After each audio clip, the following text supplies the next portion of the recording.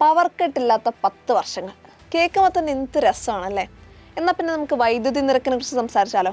കഴിഞ്ഞ 10 വർഷത്തിനിടെ വൈദ്യുതി നിരക്ക് വർദ്ധിപ്പിച്ചത് 6 തവണയാണ്. 2024 യൂണിറ്റിന് 16 പൈസ വർദ്ധിപ്പിച്ചപ്പോൾ ഏതാനും മാസങ്ങൾക്കുള്ളിൽ തന്നെ വീണ്ടും 12 പൈസയും വർദ്ധിപ്പിച്ചു. ഈ 2 നിരക്ക് വർധനകളും പ്രഖ്യാപിച്ചത് ഒരുമിച്ചായിരുന്നു.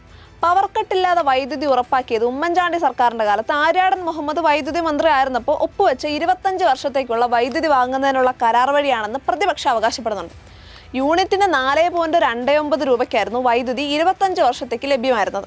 പക്ഷേ 8 വർഷത്തിന് ശേഷം ആ കരാർ റദ്ദാക്കപ്പെട്ടു. യൂണിറ്റിന് 4.29 രൂപയുടെ സ്ഥാനത്ത് ഇപ്പോൾ വൈദ്യുതി വാങ്ങുന്നത് 8 മുതൽ 14 രൂപ വരെ നൽകിയാണെന്നാണ് പ്രതിപക്ഷ നേതാവ് വി ഡി സതീശൻ പറഞ്ഞത്.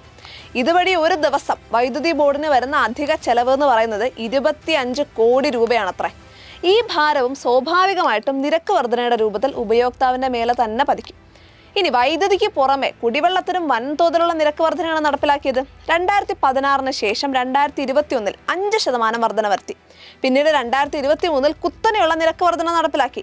പല സ്ലാബുകളിലും 3 ഇരട്ടി വരെ വർധനയുണ്ടായി. ഇനി ഒന്നാം പിണറായി സർക്കാരിന്റെ കാലയളവിൽ ഭൂനികുതി വർദ്ധിപ്പിച്ചിട്ടില്ല. പക്ഷെ 2022-23 നികുതി ഇരട്ടിയാക്കി. കഴിഞ്ഞ വർഷം വീണ്ടും 50% വർധന നടപ്പിലാക്കി. കെട്ടിട നികുതിയിലും വൻ വർധനയാണ് നടപ്പിലാക്കിയത്. മാത്രമല്ല വർഷം തോറും 5% വർധന നടപ്പിൽ വരുത്താനും തീരുമാനിച്ചിട്ടുണ്ട്. കെട്ടിട നിർമ്മാണ പെർമിറ്റിൽ 10 ഇരട്ടി വരെ വർധനയാണ് 2023 പ്രഖ്യാപിച്ചത്. വൻതോതിലുള്ള പ്രതിഷേധത്തെ തുടർന്നാണ് വർദ്ധിപ്പിച്ച നിരക്കിൽ 60% വരെ കുറവ് വരുത്തിയത്. ഒന്നാം പിണറായി സർക്കാർ അധികാരമേൽക്കുമ്പോൾ കേരളത്തിന്റെ പൊതുകടം 1.57 ലക്ഷം കോടിയായിരുന്നത് ഈ സർക്കാർ അധികാരം ഒഴിയുമ്പോൾ 5 ലക്ഷം കോടിയോളം ആവുകയാണ്. ഉമ്മൻചാണ്ടി സർക്കാർ അധികാരം ഒഴിഞ്ഞത് 10,000 കോടി രൂപയുടെ ബാധ്യതകൾ ബാക്കി വെച്ചിട്ടാണെന്നായിരുന്നു അന്ന് ധനമന്ത്രി ഡോക്ടർ തോമസ് ഐസക് പറഞ്ഞത്.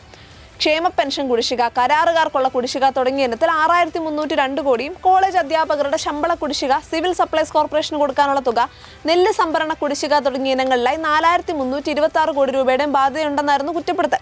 ഇപ്പോൾ രണ്ടാം പിണറായി സർക്കാർ അധികാരം ഒഴിയുമ്പോൾ 4 വർഷം കൊണ്ട് 8 ഗഡുക്കളായി കൊടുത്തു തീർക്കാമെന്ന് വാക്ക് നൽകിയ ജീവനക്കാരുടെ DA, പെൻഷൻകാരുടെ DR കുടിശ്ശിക നൽകാൻ മാത്രം വേണ്ടിവരുന്നത് 36,000 കോടി രൂപ.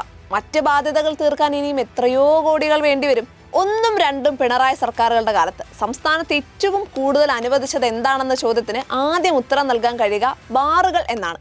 2016 മെയ് മാസം മുതൽ 2026 ഫെബ്രുവരി വരെ സംസ്ഥാനത്ത് പുതുതായി പ്രവർത്തനം തുടങ്ങിയത് 855 ബാറുകളാണ്.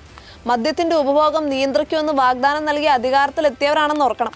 UDFന്റെ ഉമ്മൻചാണ്ടി സർക്കാർ 2016 മെയ്യിൽ അധികാരം ഒഴിയുമ്പോൾ സംസ്ഥാനത്ത് വെറും 29 ബാറുകൾ മാത്രമായിരുന്നു പ്രവർത്തിച്ചിരുന്നത്.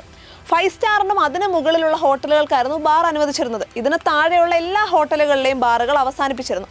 നിലവാരമില്ലാത്ത മുഴുവൻ ബാറുകളും ഉമ്മൻചാണ്ടി സർക്കാരിന്റെ കാലത്ത് അടച്ചുപൂട്ടിയിരുന്നു. ഇപ്പോൾ സംസ്ഥാനത്ത് പ്രവർത്തിക്കുന്നത് 884 ബാറുകളാണ്. 5 നക്ഷത്രത്തിലും അതിനു മുകളിലുമുള്ള ഹോട്ടലുകളിലെ ബാറുകൾക്ക് പുലർച്ചെ 3 വരെ പ്രവർത്തിക്കാം. 3-4 സ്റ്റാർ ഹോട്ടലുകളിൽ പ്രവർത്തിക്കുന്ന ബാറുകളുടെ പ്രവർത്തന സമയം രാവിലെ 10 മുതൽ രാത്രി 12 വരെയാക്കി ഉയർത്തിയിട്ടും ലൈസൻസ് ഫീസ് ഉയർത്താത്തത് ഏറെ ദുരൂഹമാണ്.